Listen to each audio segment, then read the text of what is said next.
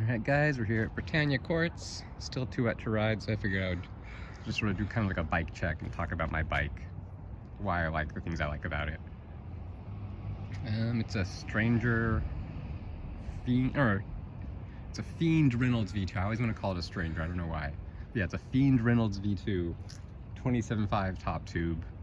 I don't really remember a lot of the other specs. I think it has a kind of a shortish back end. I got it in like the Space Merlot color. I took the Rick and Morty stickers off though. Rick and Morty did not age as well, and it's funny because he doesn't have the Rick and Morty stickers on like the V3, so I think even Garrett Reynolds is over Rick and Morty. But it is a cool frame. If you look up close, it's kind of got some chips. I color them in with a purple marker, like a paint pen when I can, just to kind of save it.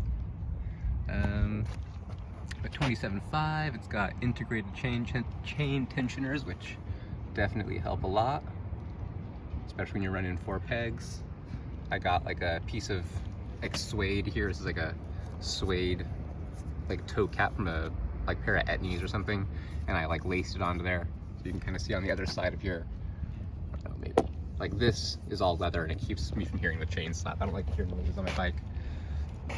It's kind of the whole reason why I have free coaster and stuff. But yeah, mid-bottom bracket. We've got a little frame gusset here. I don't know why they didn't put one on the top. Maybe just for cleanliness or whatever. I kind of like the way the bottom bracket is shaped. It has like a little scoop to it on the bottom, you can see. I always like that. I don't really do bottom bracket grinds or anything, but I thought that looked cool. I love the integrated seat clamp is okay. I find that you kind of have to really tighten it to get it to clamp on seats, and but maybe that's just to accommodate certain seat posts that are like oversized or undersized. Because I just recently switched to a pivotal seat, and I think it's a little bit different diameter than the other seat posts I used to have. But I've had this for about 4 years, this frame, and it hasn't cracked or dented too bad.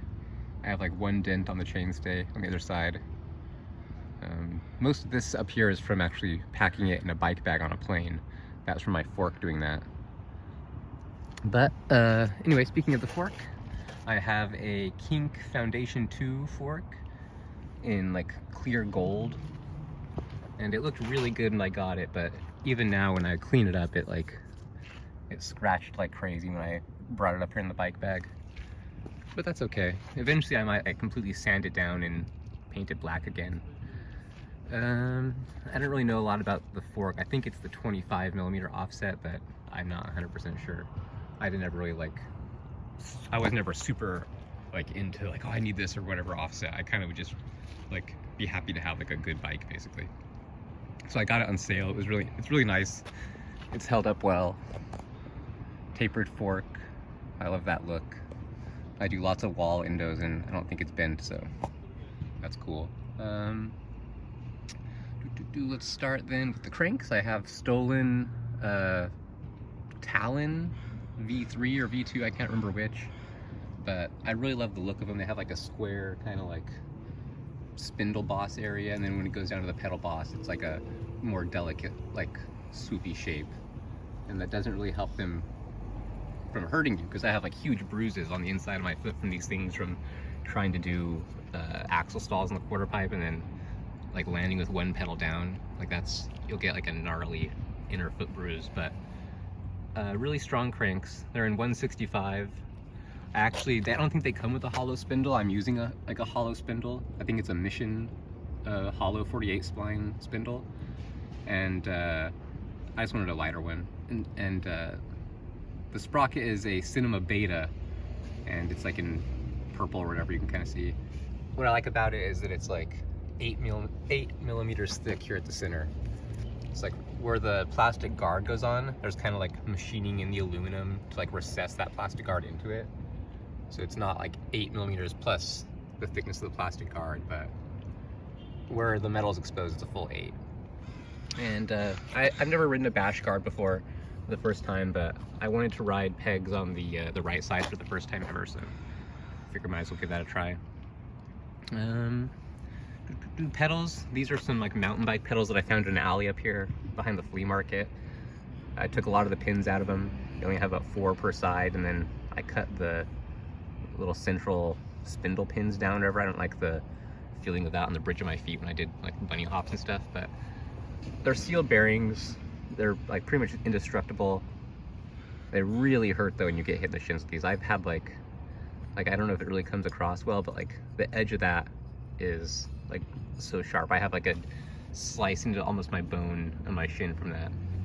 And even with just 4 pins, I think I got a slash from one of those too. So definitely wear shin guards the whole time I ride with these now.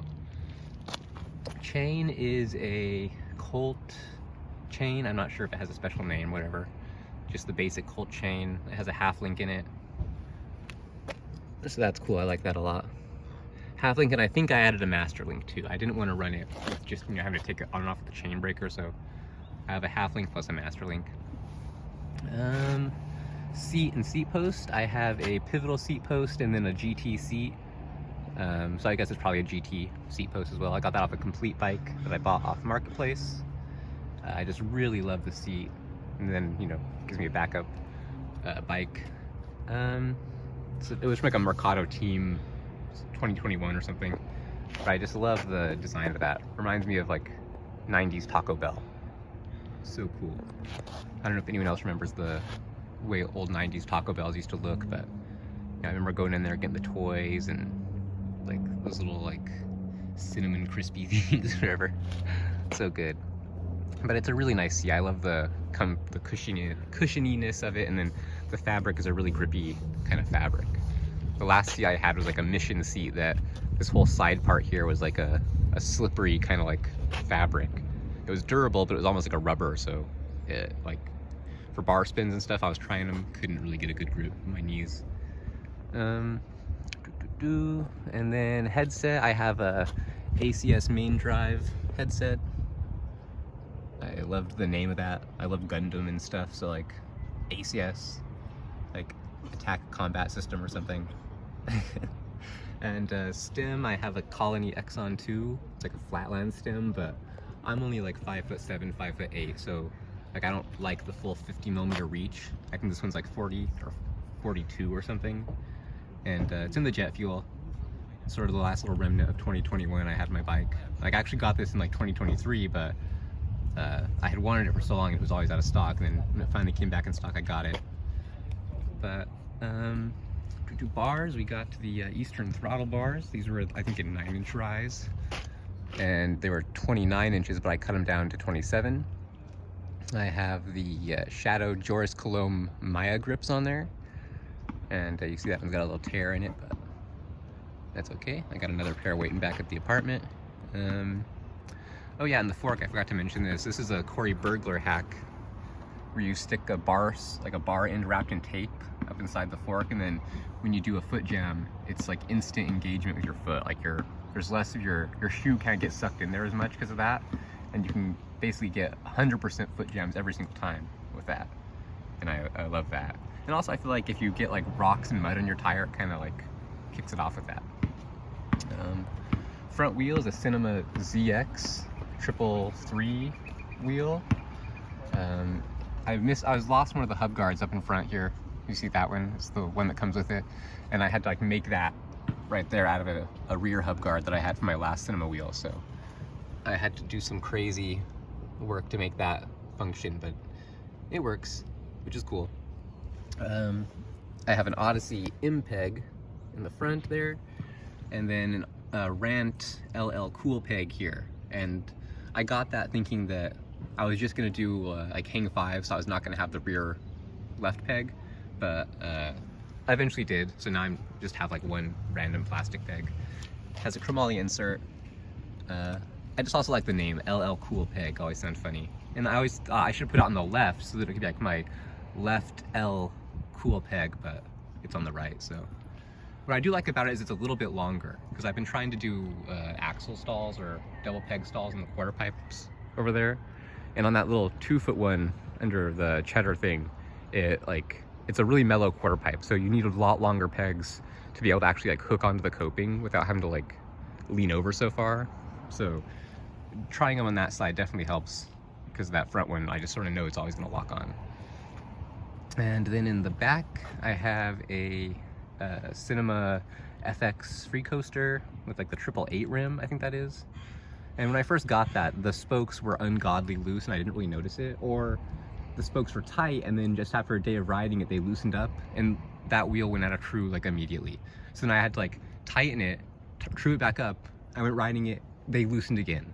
So then I had to basically get Loctite and like completely loosen all the spokes, Loctite them with blue Loctite, and then retrue it and rebuild it basically. Like if I had taken the nipples off even one more quarter turn, they would have been taken off. So like I basically detensioned every single nipple and every single spoke and retightened it back up to true. And after doing that with the Loctite, it finally like it's been staying tight and true. And I don't know if the spokes just weren't pre-stretched or something, but the last Cinema wheel I actually had from them was the, what was that? I'm filming a bike check.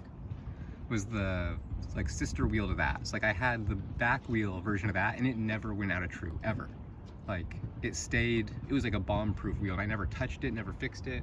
And then this one, pretty much as soon as I got it, would start like going out of true. But the Loctite seems to have fixed it, so that makes me happy. Back pegs to Odyssey impegs, like they're kind of short, they're only 4.3, but I like the chromoly. And then I have the Cinema standards like hub guard here, but then on this back side I have a G Sport like Uniguard or whatever, like Omni Guard, whatever they call it.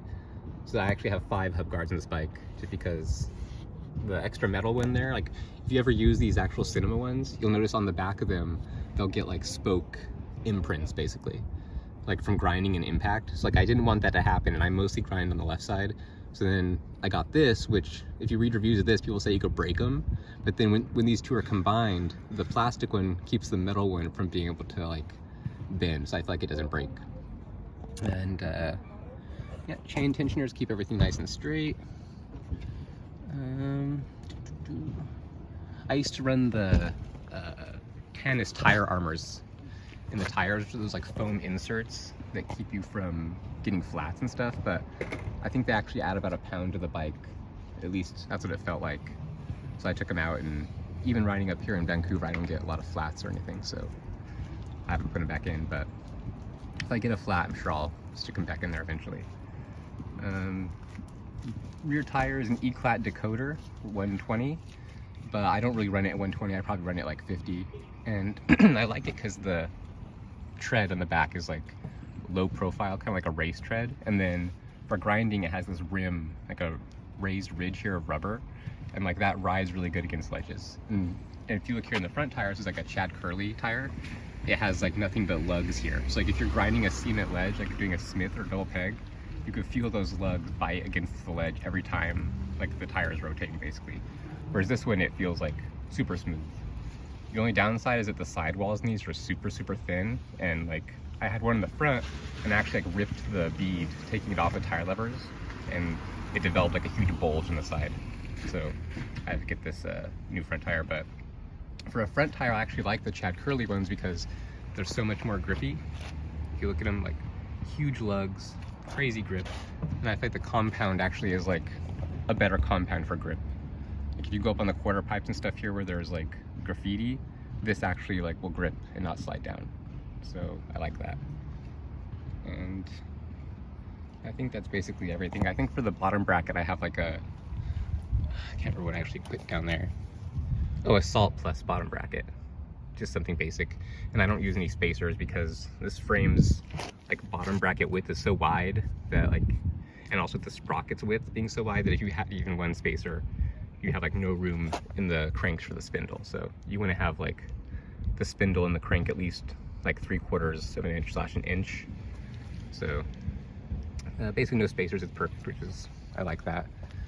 And, oh yeah, and then on the fork, I had actually cut the fork down to get like a near slammed look. Like I have one spacer in there just because the stem is so thin, like so skinny. But this, I cut the fork down, I don't know to what length, but like probably to like here, almost to the top of the stem. And oh yeah, the top cap, kink, like 3/8 inch top cap. Really cool if you're using like a just standard bike tool or a ratchet drive or whatever. And then you'll see that little hole is actually 6 millimeters, so if you don't want to use that, you can still use 6mm on it. But yeah, that's basically my bike and why I ride the stuff I ride.